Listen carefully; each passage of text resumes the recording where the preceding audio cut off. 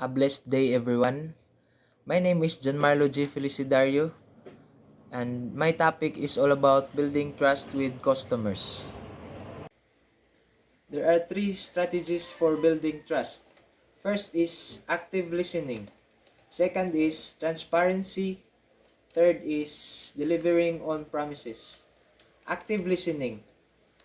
Active listening is kanang dapat kabalo ka maminaw sa concern sa imong mga customers. Second is transparency. So transparency is kanang makabuild siya og strong long-lasting relationship sa ka customers in business. Third is delivering on promises. Delivering on promises dapat kaning imong tumanon ang mga saad nimo sa imong mga customers.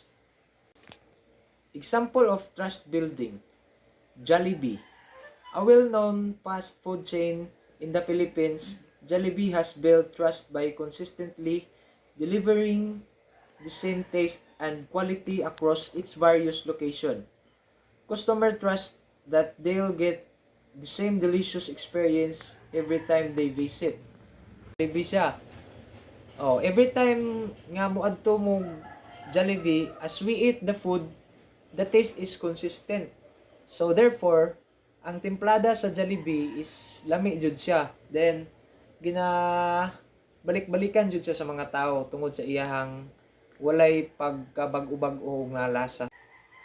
So tinuod jud nga sa Jollibee bida ang saya. And lastly, contribution to long-term customers relationship. When customers trust business, they're more likely to seek around for the long term. They feel confident that their purchases will meet their expectation. So example ato kaganina sa Jollibee, ginabalik-balikan jud sa mga tao, sa mga customers kay comfortable na pud sila kay ang ilaang gi-expect na meet at the end.